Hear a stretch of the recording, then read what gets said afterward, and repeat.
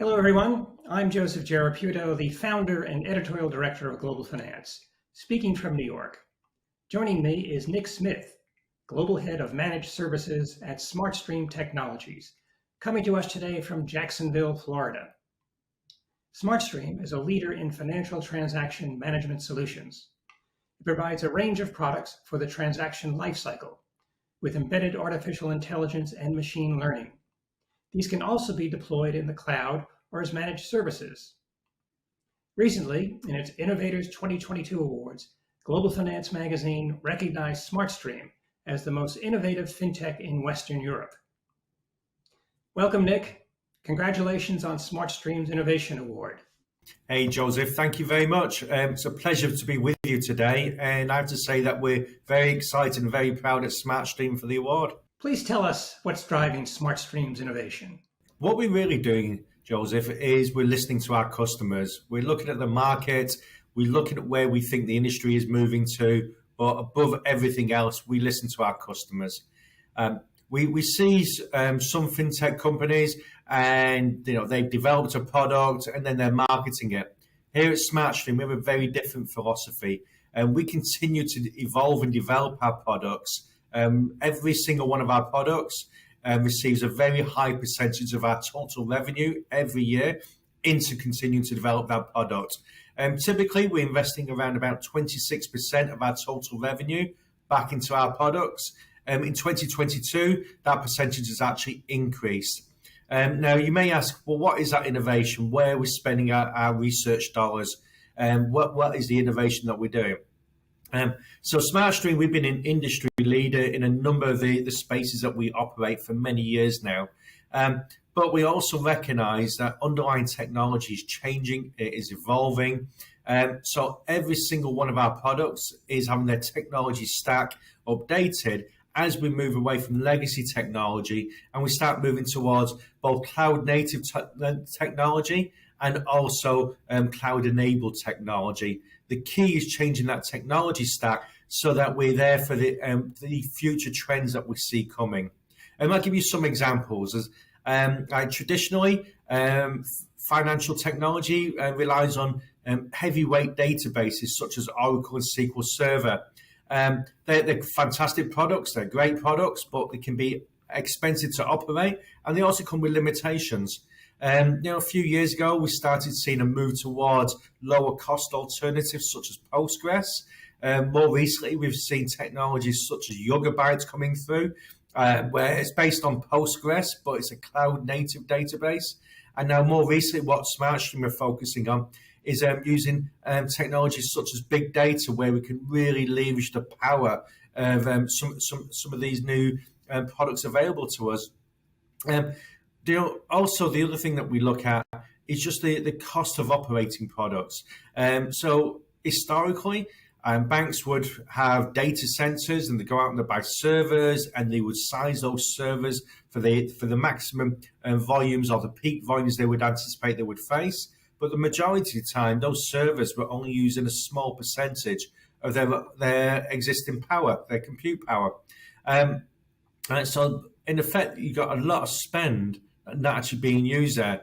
So the other technology that SmartStream have been bringing to our products is using serverless computing solutions, where in effect we only pay for what we use. We don't have a lot of redundant capacity sitting there just in case volumes spike. So we look at our solutions now where we've been introducing technologies such as Fargate and Lambda. And that's what's really helping drive some of the newer capabilities. But to be honest, Joseph, also increasing the power of our existing solutions. As we move into the growth of digital payments, that's a growing industry globally. But with digital payments, that grows even more demand for compute power. Well, again, moving to the cloud, making our solutions cloud native and cloud enabled, bringing in solutions such as big data and Lambda enables to be able to meet that growing demand in the digital payment sector. And so a lot of effort going in, a lot of spend being invested into the innovation space. As banks continue to focus on improving client experience across all their product lines, What technology shifts are you seeing? Honestly, Joseph, everything related to the cloud. If I said cloud, I would still be understating it.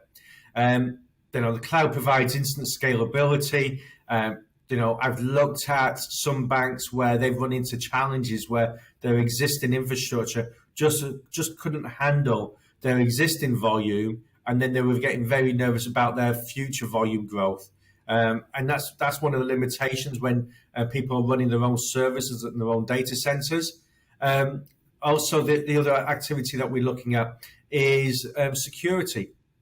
Okay, right. The drive towards increased security. Every day you can pick up a newspaper and see that another organization, another enterprise has had an attack of some sort on their data. So we're also seeing more and more focused on security. It used to be 5 years ago, an information security team may send me a questionnaire about SmartStream's own security framework, and it may be 300 questions long. Today, it's unusual for us to have a questionnaire that comes through that's only 300 questions long. Today, they tend to be around about 1,000 questions long. Now, fortunately, we've developed a very robust security framework here at SmartStream, and we've never ever had any issues around that space. But it is a shift that we've seen in the industry over the last 5 years.